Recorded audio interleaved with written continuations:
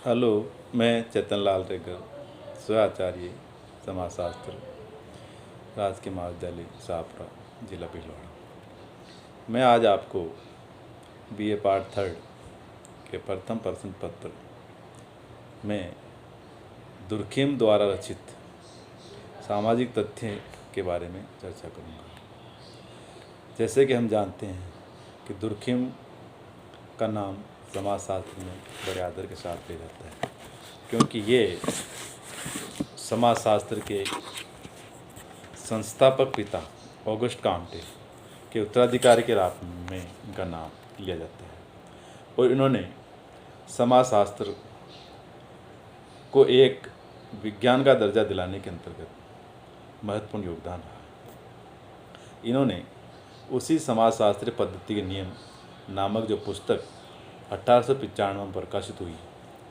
उस समय समाजशास्त्र एक नवीन विषय के रूप में स्थापित हो रहा, क्योंकि समाजशास्त्र विषय का इतिहास ज़्यादा पुराना नहीं है।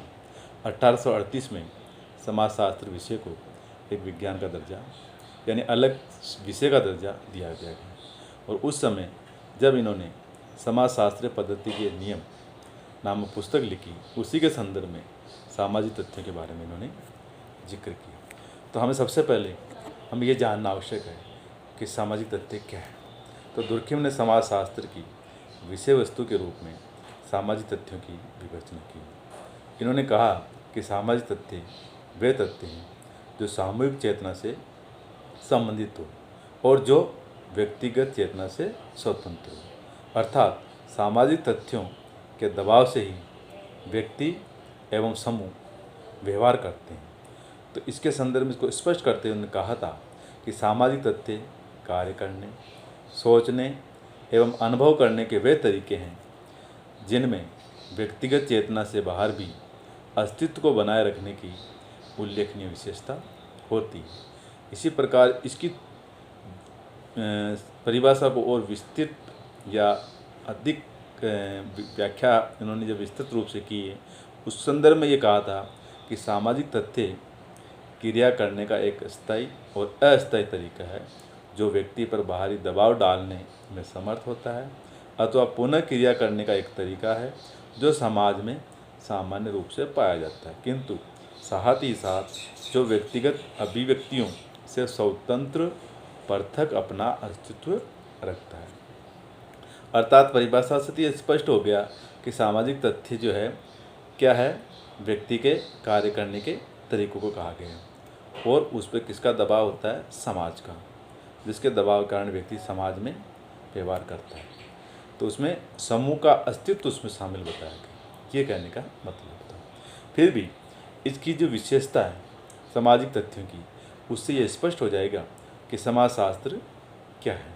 तो समाजशास्त्र की जो विशेषता है, बाह्यता और बाध्यता, दो प्रमुख विशेषताएं इन्होंने बताई थी, लेकिन जो विशेषताएं हैं इन दोनों विशेषताओं के अंतर्गत भी अलग और विशेषताओं को इन्होंने डिफाइन किया। उसमें सबसे पहली है, उन्होंने कहा कि सामाजिक तथ्य काम करने, सोचने या अनुभव करने के तरीके हैं।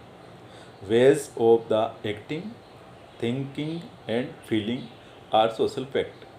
सामाजिक तथ्य की दुर्खिम द्वारा दी गई परिभाषा से स्पष्ट है कि सामाजिक तथ्य समाज एवं समूह में जो काम किया जाता है, जो सोचने और अनुभव करने के तरीके, जैसे उदाहरण के लिए एक व्यक्ति अपने विवाह के बारे में सोचता है, तब वह यह भी सोचता है कि विवाह का साथी चुनाव उसके परिवार, वर्ग, जाति, शिक्षा, व्यवसाय, आर्थिक स्थिति आदि के अनुरूप हो। तो उसके इस सोच पर भी सामाजिक दबाव है। अतः ये सोच सामाजिक तथ्य हैं।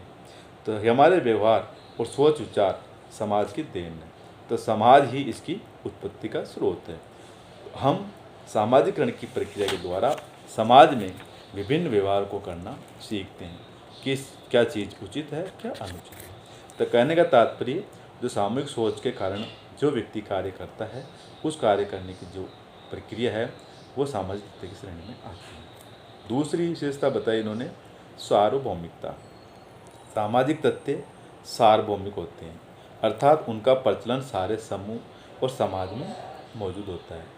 सभी उन्हें एक ही अर्थ में समझते हैं और उसका पालन भी करते हैं। तो सामाजिक तथ्य केवल उन्हीं तरीकों को सम्मिलित किया जाता है जो संपूर्ण समाज में सामान्य रूप से पाए जाते हैं। तीसरी विशेषता है सामाजिक उत्पत्ति, सोशल ओरिजिन, यानी सामाजिक तथ्य जो है व्यक्ति की व्यक्तिगत चेतना की उपज नहीं है, वे बल्कि सामूहिक चेतना के परिणाम हैं। और इसकी उत्पत्ति समाज में होती है, समाज से होती है, और इसका विकास समाज के इतिहास से जुड़ा हुआ है।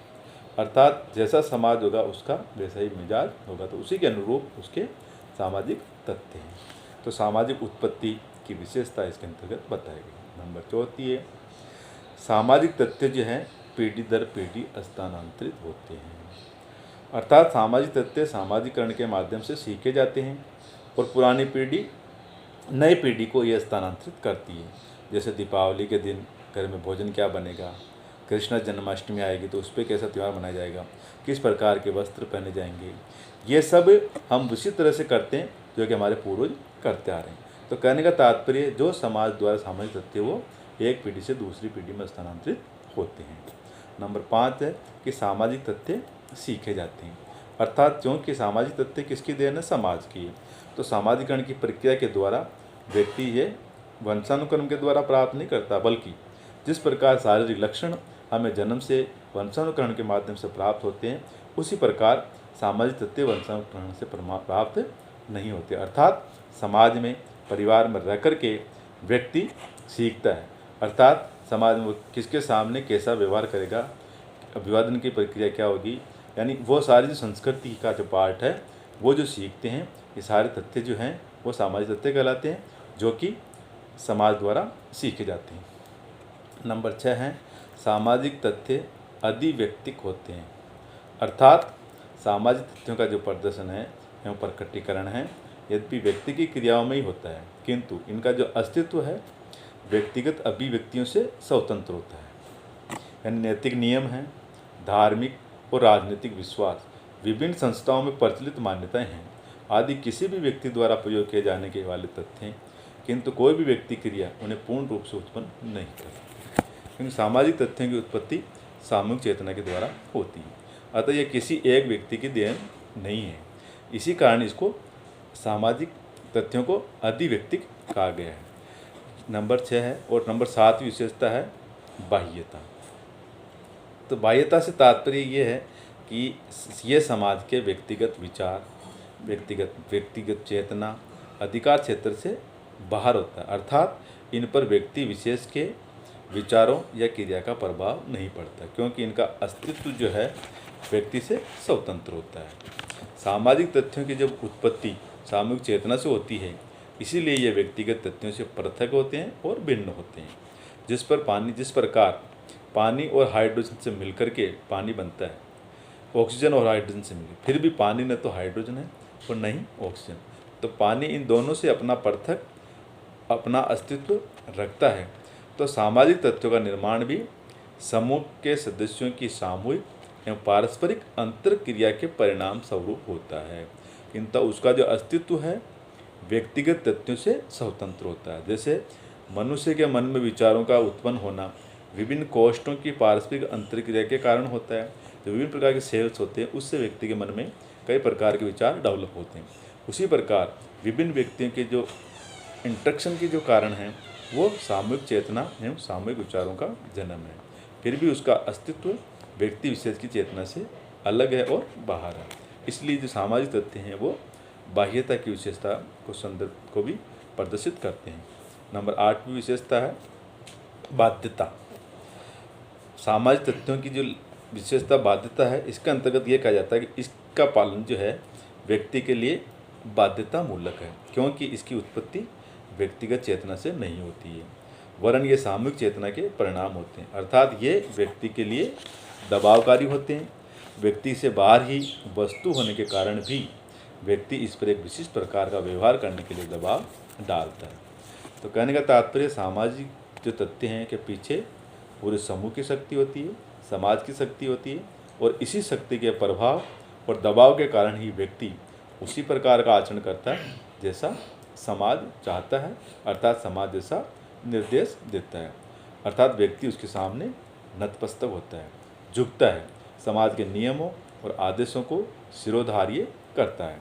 तो समाज की इस शक्ति का पता सामान्य जीवन और सामान्य स्थिति में नहीं लगता, वरन उस समय लगता है जब हम उसका विरोध करते हैं और उसे नकारते हैं या उसका उल्लंघन करते हैं, तभी समाज रोष प्रकट करता है।